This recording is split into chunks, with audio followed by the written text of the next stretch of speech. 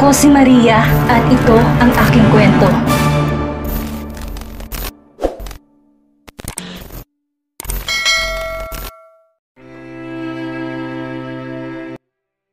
Relative of Alexander Romualdez, a nurse na kakalabas lang mula sa OR. Agad na lumapit si Sebastian na nooy nakaabang at nagpapalakad-lakad talaga sa labas ng OR. Puro pa rin ang kaba ang dibdib para sa pinsan. I'm her cousin. Pakilala na Sebastian sa nurse. Wala po bang asawa ng pasyente? Inosenteng tanong ng nurse. Agad umigting ang pangalan ni Sebastian nang maalala si Gilbert na hanggang yon di pa rin niya mahanap. Wala pa. You can tell me anything about the patient? Ana Sebastian sa determinadong tinig. Marami pong nawalang dugo sa pasyente. Kailangan po niya ng blood transfusion. I'm willing to donate. There are others too who are willing. Sabihin niyo lang po kung ilang bags ang kailangan ninyo. Mabilis na putol ni Gilbert sa nurse. AB positive pong pasyente. We have the same blood type. Ana Sebastian. Tumango na ang nurse at sinend niya sa isa pang nurse sa nurse station. Sasamahan niyo po kayo sa extraction, sir. Ana ang kausap na nurse bago ito bumalik sa loob ng OR. Mabilis na sinagawa na isa pang nurse ang pagkuha ng dugo mula sa binata. If he had to give every single drop of Carpio blood in him to Alexandra, gagawin niya mabuhay lamang ito. Iniisip niya ang kanyang lolo at ang kanyang pangako, and he is not Sebastian Carpio if he will fail this one time. Probably one of the greatest missions in his life he must accomplish. Kaya hindi niya hahayaan lang mamatay si Alexandra. Sisiguraduhin niyang mabubuhay ito sa kahit paanong paraan. Na matapos siya sa extraction, agad siyang inalalay ni Javier palabas ng silid. Kahit anong bawal sa kanya ni Javier, bumalik ulit sa Sebastian sa waiting room ng OR at naghintay. Determinadong binata na hindi aalis doon hanggat di niya nakakausap ang doktor na Alexandra. 2 agonizing hours had passed and the door to the operating room opened. Lumabas mula ron ang attending doctor ni Alexandra at nilapitan siya. Kayo pong relative ni Mrs. Romualdez? Tanong ng doktor. Alanganing tumango sa Sebastian. As expected, kinailangan masalina ng dugo ng pasyente because of the multiple wounds she sustained, and luckily she responded well with the treatment at wala namang internal bleeding. But she will stay in the ICU for a day or two para maobserbahan siya. Nang husto, the next 48 hours will be crucial, but I'm confident she will survive. Anong doktor? What about the baby, doc? She's pregnant, right? Did the baby survive? Ngumiti ang doktor. Fortunately, the baby is fine, pero hindi ako sigurado kung wala magiging komplikasyon in the future. But as of the moment, the mother and the fetus are stable. Anang doktor. Marahan pang tinapik ang balikat ng binata bago tuluyang nagpaalam. Napabugan naman ang marahang hininga sa Sebastian para siyang nabunutan ng tinik sa dibdib. Sana lamang nasa maayos na kalagayan si Alexandra at ang bata sa sinapupunan nito. Ngayon, kailangan na lang nitong magising para masabi niya na ang tunay na ugnayan nilang dalawa. That they are both Carpios and the only heir to the massive wealth of their family. Ilang sandali pa, lumapit na si Javier sa kanya. Nandito na ang pulis na contact natin, sir. Tapos na raw ang initial investigation sa bahay ni Alexandra at Gilbert. Do you want me to talk to him or you prefer to talk to him personally? Napasalyap ang binata sa operating room. Hindi pa lumalabas doon sa Alexandra. He wanted to make sure that Alexandra is safe before they wheeled her to the private room, to the ICU. But then again, he also wants to get the clear picture of what has transpired inside Gilbert and Alexandra's house just hours ago. Sandaling nag-isip ang binata bago bumaling kay Javier. Reserve the best ICU room for Alexandra. Also get the presidential suite room ready for her. Ako ang kakausap sa mga polis. Ana Sebastian. Siya nga pala, anong balita kay Romualdez? Nahanap na ba siya? Umiling si Javier. Pero natawagan namin ang kaibigan ni Ma'am Alexandra na si Belle Laguario. Pupunta raw siya kaagad dito. Tumango-tango si Gilbert bago tuluyang naglakad palayo. Ayon po sa mga CCTV footages, pinasok ni Brix Benavides ang bahay ng mga Romualdez bandang alas 6:30 ng gabi. Malinaw na na-identify ng guard si Brix Benavides na pumasok sa subdivision bandang alas 5 ng hapon. Ang anggulong tinitingnan namin ngayon para sa motibo ni Brix ay dahil sa pagkakadawit ito sa pagdespalko ng malaking halaga sa Digia Electronics. Isa pa si Brix Benavides din ang main suspect sa pagsunog sa mansyon ng mga Digia. So the motive is revenge? Si Sebastian. Tumango ang polis. May ibang anggulo pa kaming tinitingnan. Gaya ng, Kung paano natagpo ang patay si Briggs at ang kasama nitong ex-military sa bahay ni Miss Rose Ann Alegre, ilang minuto lang matapos itong umalis sa bahay ng mga Romualdez. Napakunot noo si Sebastian. Rose Ann Alegre, the girl linked to Gilbert. Muling tumango ang pulis. Pinasok kasi ni Briggs ang bahay ni Rose Ann at sinaktan din to. She sustained a gunshot wound on her shoulder and other bruises. Sa kasalukuyan, inaalam pa namin ang koneksyon ng dalawang krimen, sir. Lalong naguluhan sa Sebastian, subalit hindi na niya yon sinatinig. He knew how the law works. It is slow and unreliable. He'd rather have his men investigate on things. Thank you, officer. I hope to hear from you again. May ipapakiusap lang sana ako ngayon. Nais ko sanang manatiling classified ang kinaroroonan ni Alexandra. Gusto kong masigurong wala mo nang manggugulo sa kanya habang nagpapagaling siya. Not unless it's her husband, Ana Sebastian. Agad namang tumango ang pulis. Consider it done, sir. Anong pulis bago tuluyang umalis. Humahangos naman na lumapit si Javier sa kanya pagkaalis ng pulis. Nahanap mo na ba si Gilbert? Agad niyang tanong sa assistant. Ayaw niya magduro na may sala hanggat hindi yan napapatunayan. Bug, he will be demand if he'll go easy on Gilbert Romualdez kapag nakaharap na niya ito. Umiling si Javier. I'm sorry, sir. Umiling si Javier. Mukhang umalis na po sila ng bansa. Sila? Sinong sila? Lumipad po patungong Singapore si Gilbert Romualdez, sir. Doon na raw ito magpapagamot ang nanay at si Rose Ann Alegre. Doon na sumulak ang galit si Sebastian. Muling kinuyom ang mga palad. Umalis si Gilbert habang nag-aagaw buhay ang mag-ina nito at kasama pa ang babaeng naliling tito. Shame on you, Gilbert Romualdez. Anas na Sebastian. Masiguro lang niyang ligtas na si Alexandra at ang dinadala nito. Pinapangako niyang magtutuo sila ni Gilbert Romualdez.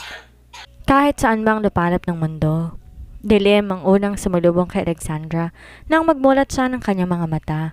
Hindi siya nakatayo sa kadilimang kanyang kinaroroonan, kundi lumulutang siya lalong nagpatindi sa kaba at takot na mabilis na lumukob sa kanya. Nasaan ba siya? Bakit siya naroon? Nabulag ba siya kaya wala siyang maaninag ni anumang liwanag? O baka patay na siya at nasa ibang dimensyon? Nalaki ang mga mata ng dalaga na maalalang huling tagpo bago siya napunta sa lugar na iyon.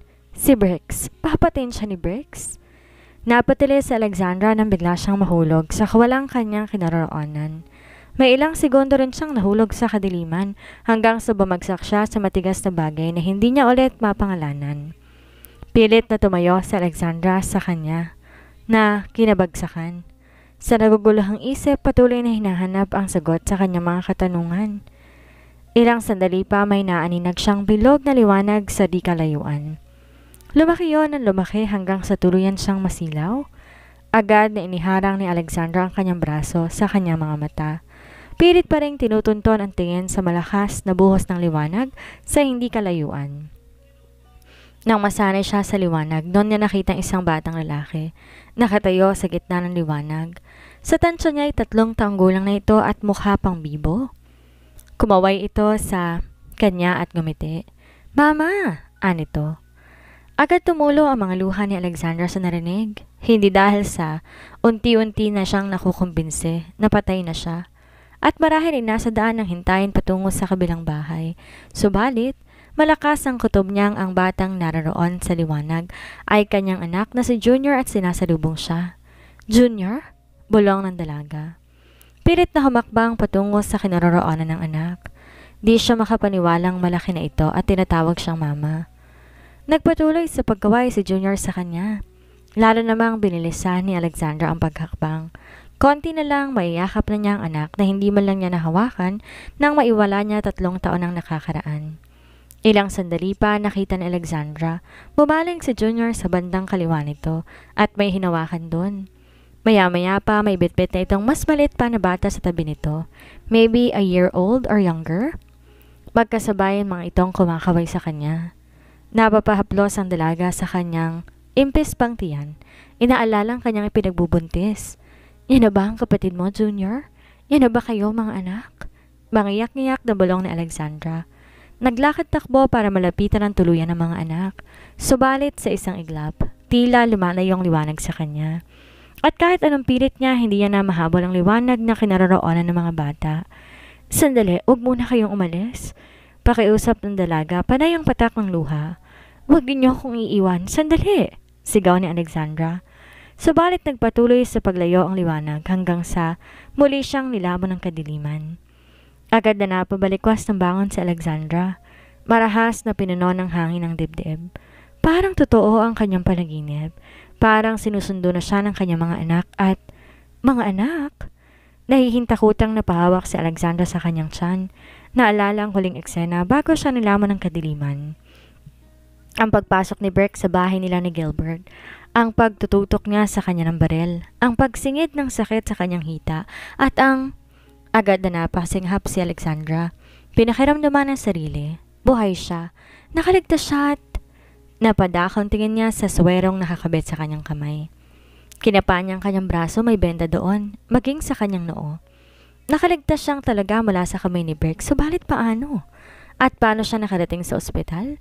Sinong nagdala sa kanya doon? Hindi pa man nasasagot ni Alexandra ang kanyang mga tanong nang bigla bumukas ang pinto na malawak na silid na kanyang kinaroroonan. "Alexandra, gising ka na!" Malakas ang boses na sabi ni Belle na siyang nagbukas ng pinto. May bitbit tong fruit basket at pulunpon ng bulaklak. Inilang hakbang lang ni Belle ang mesa at mabilis idinisposito roon ang mga bitbit bago lumapit kay Alexandra. Nangilid ang luha sa mga mata ng dalaga na makitang gising na ang kaibigan. "Pinakaba mo ako ng husto nang dumating ako sa kondo ko, tapos wala ka pa. May tumawag sa akin gamit ang cellphone mo, akala ko ikaw. Yun pala tauhan ng pinsan mo at sinabing nandito ka?" Annabelle. "Pinsan?" Naguguluhang tanong ni Alexandra. Bahagya pang umuwi nang makaramdam ng kirot sa kanyang noo. "Oo, yung pogi at saka mayaman. What's his name again? Christian?" "No, it's Sebastian." Annabelle na nagniningning ang mga mata. Pagtikhim sa may pinto ang nagpabaling sa kanila sa direksyon noon. Naroon nga si Sebastian, tahimik na nakamasid sa kanilang magkaibigan. "Sebastian, how did you..." Halos hindi maituloy ni Alexandra ang nais itanong. Walang mahagilap na explanation sa kanyang isip. Tipid na ngumiti si Sebastian, tumingin kay Belle. "Can I please talk to Alexandra in private, Belle?" "Of course," Annabelle. Makahulugang sumalyap sa kanya bago tuloy ang lumabas ng silid. Lumapit si Sebastian sa kanya. "Kamusta ang pakiramdam mo?" Tanong ng binata kay Alexandra seryoso. "I'm okay," alanganing sagot ni Alexandra. Naguguluhan pa rin. "That's good to hear, Sebastian." Maaliwalas na ang mukha. "Your baby's fine too. Just in case you wanna know." Napasinghap si Alexandra. Hinaplos ang kanyang tiyan. "Thank God her baby's fine." Nakaligtas silang dalawa ng kanyang anak. Maya-maya pa nag-angat ng tingin si Alexandra kay Sebastian. "Paano mo ako nadala dito? Ikaw ba ang sumagip sa akin?" Tumango ang binata. "You called me when you were in distress last night." Kumurap si Alexandra. Hindi maintindihan ang sagot ni Sebastian. Si Victor ang alam niyang tinatawagan niya but then she cannot really be sure. She was panicking. Hindi niya na na-check kung sino talaga ang natawagan niya kagabi. Good thing, nasa malapit lang ako. I was able to go to your place on under 15 minutes. Salamat. Utang ko sa iyo ang buhay namin ng aking anak. Sandaling natigilan si Alexandra. Bago, totoo bang sinabi ni Belle na pinsan daw kita? Ngumiti si Sebastian. Lalong lumapit sa kama ko sa nakaupo si Alexandra. "Do you know the name of your maternal grandmother?" Tumango si Alexandra. "Antonia Arcari Carpio." "Your grandmother's name is Antonia Carpio Guidotti." Guidotti ang totoong apelido ng Pilipinong dating tauhan ng pamilya at ng pangasawa ni Antonia. They used Arcari when they settled here in the country para hindi sila mahanap kaagad. Kumarap si Alexandra, hindi makapaniwala sa mga nalaman. She never met her grandparents but she saw their pictures. Arturo is pure Filipino, kaya siya nagtataka kung bakit Arcari ang surname nito, gayong puro Pilipino ito. "Antonia and my grandfather are siblings. They makes us second cousin. You're a Carpio, Alexandra. At ngayong natagpuan kita, wala ka nang dapat pang ipag-alala." "You don't understand, sir. Kasalukuyan pong nasa ibang bansa ang boss ko na si Gilbert Romualdez. He made me in charge of his affairs here. Kailangan kong malaman kung sinong lalaking tumangay kay Mama Alexandra." May halong inis na pakiusap ni Victor sa kausap na pulis na siyang lead investigator sa nangyaring krimen sa bahay ni na Gilbert at Alexandra. Nasa mismong bahay siya ng mga amo. Naroon pa ang mga bakas ng dugo sa walkway maging sa portiko ng bahay. At di niya lubos maisip na sa ilang taon niyang pangangalaga sa bahay na yon, may mangyayaring kalunos-tunos na krimen doon na kumitil sa buhay ng pinagkakatiwalaang guard ng pamilya na si Manong Ben. At kahit na nalulungkot siya sa pagpanaw ng matandang lalaki, di maalis-alis sa kanya ang pag-aalala sa kung saan naroon si Alexandra. Kanina pa siya nakikiusap sa pulis, subalit ayaw talaga nitong sabihin sa kanya kung saan naroon ang asawa ng kanyang boss. Ilang beses ko na ring inulit-ulit sa inyo na Mr. Guazon, sa ngayon hindi namin po pwedeng sabihin kung saan naroon si Mrs. Romualdez para na rin sa kanyang kaligtasan. Kung hindi rin lang mismong si Mr. Romualdez sa magtatanong kung nasa ng asawa niya, hindi namin pwedeng sabihin kung nasa ng biktima. Anang pulis sa kalmadong tinig bago bumaling sa kasama nito. Pero, pasensya na po talaga Mr. Guazon. Kahit anong pakiusap mo ngayon, hindi ka namin pagbibigyan. Kung may iba ka pang tanong at kailangan, puntahan mo na lang kami sa presinto. Mauna na kami sa'yo. Anang pulis bago tuluyan naglakad patungo sa gate. Pwede na ba akong pumasok sa bahay? Baka may mga mawala sa loob. Gusto ko lang i-check ang mga gamit ng boss ko. Pahabol na tanong ni Victor sa pulis. Pagkatapos na lang ng mga nasa crime lab, sir, may 1 oras pa sila sa loob at please huwag kang maglalabas o kumuha ng kahit anong gamit sa bahay. Baka makaapekto yon sa aming investigasyon. Anang pulis bago naglakad papalayo. Nagbuga na hininga si Victor. Pinisil ang pagitan ng mga mata. Naiinis siya dahil wala siyang magawa. Halos 3 oras na mula na mangyaring krimen. Sa katunayan, mas nauna pa nga yung nangyari kaysa sa pagsagip niya kay Miss Rose Ann.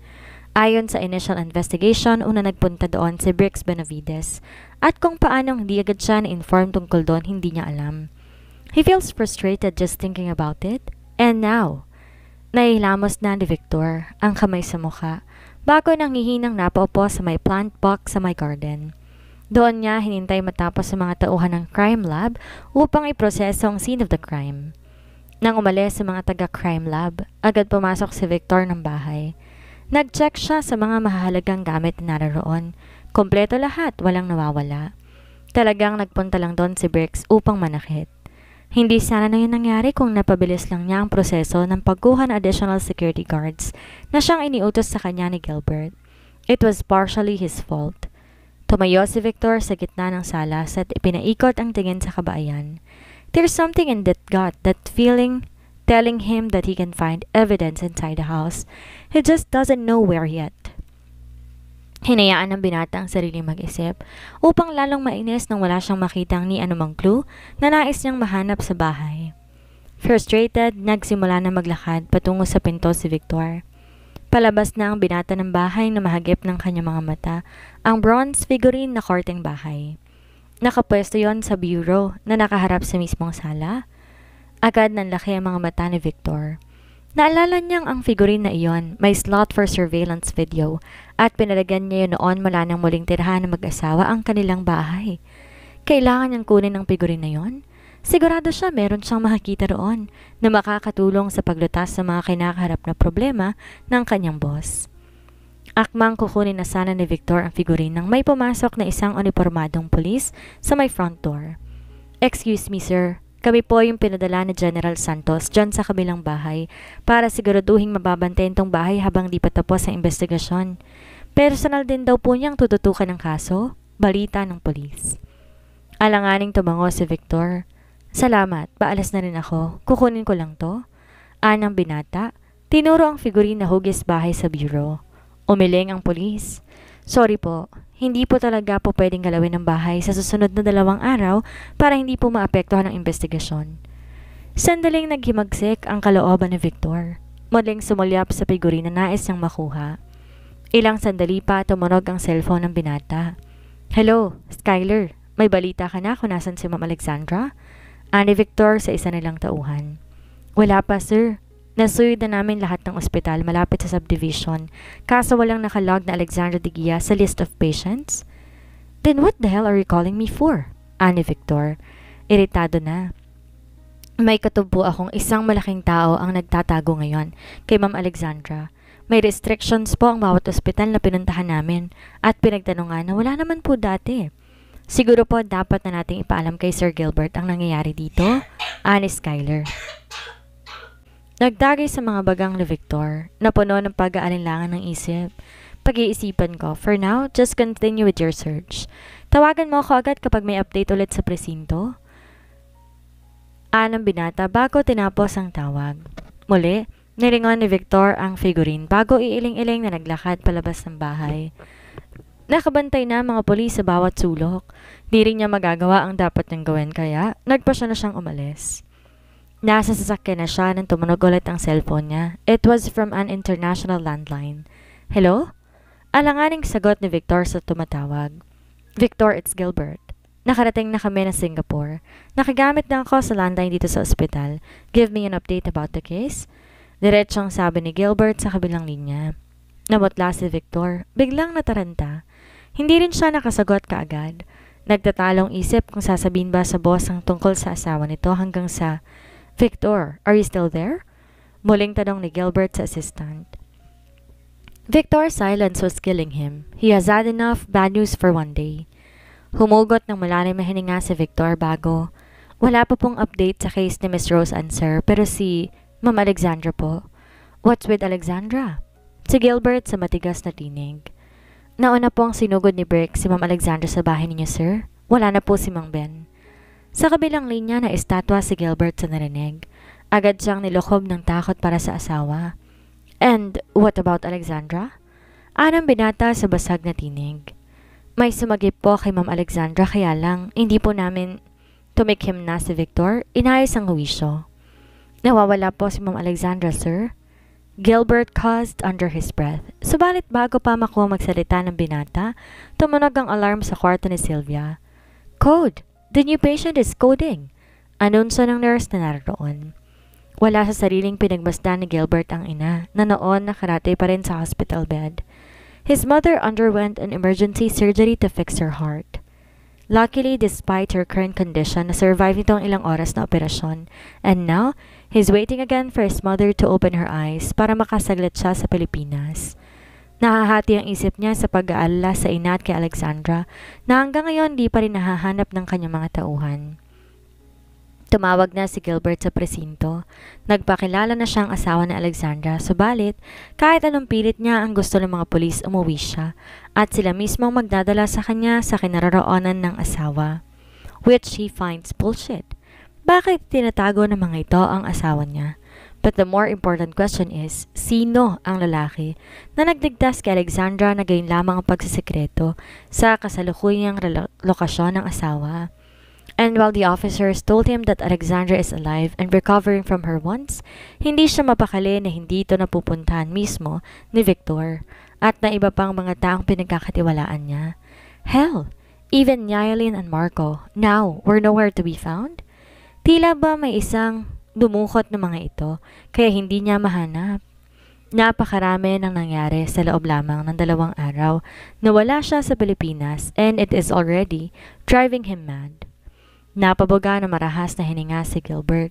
Napilitang umupo sa waiting bench sa labas ng ICU room ng ina. Maya-maya pa, Gilbert, tawag ni Rose Ann sa binata. Nang mag-angat ng tingin si Gilbert, nakita niya, nakatayo na si Rose Ann sa kanyang tabi. May sling ang isang braso nito. May mga pasarin sa braso at maliliit na galos sa mukha. Nakalipat na ito sa regular room at maaari na raw umuwi bukas, sabi ng doktor. Magigising din si tita. She is a strong woman, ani Rose Ann. Umupo sa tabi ng binata. Ayaw niyang magpahuli sa balita, kaya siya naroon. Kahit na kumikirot pa rin ang kanyang mga sugat. Isa pa, walang istorbo sa kanila ni Gilbert ngayon. She must continue to act her part as the caring woman he knew. The only friend Gilbert has on the part of the globe. Kailangan niyang samantalahin ang pagkakataong yon. Kahit ang gusto niya sana ay matulungan na lang si Sylvia para hindi na to humadlang pa sa kanilang dalawa ni Gilbert. What are you doing here? Dapat nagpapahinga ka. Gusto mo bang i-arrange ko ang flight ng mommy mo para masamahan ka niya sa pagpapagaling dito? O gusto mo umuwi ng Pilipinas para doon ipagpatuloy ang pagpapagaling? Seryosong tanong ni Gilbert sa dalaga. He was genuinely concerned about Rose Ann. Why wouldn't he? She saved his life. Umiling si Roseanne, kunway nang hihinang ngumiti. Maayos na ako, Gilbert. Salamat sa tulong mo. Besides, masanay ako mabuhay na mag-isa. Magiging mas maayos ako dito. Ikaw? Kumusta ka? I'm fine, ani Gilbert, bago iniba ang usapan. Para ng paghahanap mo kay Stella Pulvis kung hindi ka babalik ng Pilipinas. Hahanap na lang siguro ako ng ibang gallery kung ayaw nila sa akin dahil di ko nahanap si Stella Pulvis. It is like looking for a needle in a haystack anyway. Just tell me if you need a recommendation. I can easily do that for you. Thank you, Gilbert. Ani Roseanne sincero. Siya nga pala, uuwi ako ng Pilipinas kapag naging stable na si Mama. Kumarap si Roseanne sa narinig, sandaling nataranta. Bakit? Iiwan mong mama mo at kailangan kong mahanap si Alexandra? Kailangan kong masiguro na nasa maayos siyang kalagayan. Sagot ng binata sa papahinang tinig. There's something in him that is slowly dying. Since he learned of Alexandra's disappearance, was it his guilt that's been eating his heart out? Di naging maganda ang huling pag-uusap nila ni Alexandra. He even pushed her away. Was it really guilt that's making his heart heavy every time he thinks about her? Or something else? Hindi na niya alam. Naguguluhan siya sa mga pangyayari maging sa damdamin niya para sa asawa. Maybe when he sees her safe with his own two eyes, he would feel better. Kaya dapat makauwi siya sa Pilipinas sa lalong madaling panahon. Tahimik namang nakamasid si Roseanne kay Gilbert na biglang natahimik. Ngayon siya nagsisisi kung ba't di na lang si Alfred ang pinagawa niya sa kanyang plano. Wala siyang alam sa totoong nangyayari sa Pilipinas. Subalit sa mga kwento ni Gilbert itong nakarang mga araw, buhay si Alexandra. Even with his death, Briggs keeps disappointing her. Alexandra could have been dead by now kung si Alfred ang trumabaho ng plano niya. Wala rin siya siguro sa sitwasyon niya ngayon kung hindi dahil sa baliw na Briggs na yon. Ang nagawa lang ni Briggs ng maayos ay ang malinis ang kamay niya sa mga nangyayari kay Alexandra dahil pati siya sinugod at sinaktan nito. But it cost her Alfred too. Sandali siyang nakaramdam ng panghihinayang kay Alfred. He was her first in everything, but she knew he'll be a calculated casualty sooner or later. And later came 3 nights ago when she put 2 holes in his chest. Subalit ayos na rin yon. Wala sana siya sa piling ni Gilbert ngayon at inaalaw ito sa panahong kailangan nito ng karamay. Everything worked in her favor. Now she just need to make sure that she will never let go of that opportunity to make him hers. Magpapakita rin siya, Gilbert. Huwag ka magmadali. Ang taong ay magpahanap, hindi mo talaga mahahanap. Kaya huwag ka masyado mag-alala kay Alexandra, ani Roseanne. Hinawakan pa ang kamay ng binata. She's laying all her cards now. It is now or never. Tumingin si Gilbert sa dalaga. Roseanne is beautiful at one point in his life. He's found her really attractive, but that's all there is with the relationship. Admiration, nothing else. Just plain platonic. Gilbert, umpisa ni Roseanne malumanay. Salamat sa lahat ng tulong mo sa akin. Wala ko ngayon dito kung wala ka. Maya-maya pa mabilis nilapat ni Roseanne ang mga labi kay Gilbert na labis na ikinagulat ng binata. Uneasy, he quickly stood from his seat. What are you doing, Roseanne? May asawa ako. This is not what I've expected from you. Si Gilbert nagpipigil ng galit. Agad namang nataranta si Roseanne. Napatayo na rin. Sorry Gilbert, nadala lang ako. I didn't know what came over. Bumalik ka na sa kwarto mo. Huwag mo muna akong lalapitan. Magulong isip ko ngayon, I need to think. Ani Gilbert bago naglakad papalayo, leaving Roseanne shocked and speechless. Ano ang gagawin ni Gilbert ngayong nawawala ang kanyang asawa? Makatakas kaya ni Roseanne ang krimeng kanyang ginawa? Yan ang ating aalamin sa susunod nating kabanata.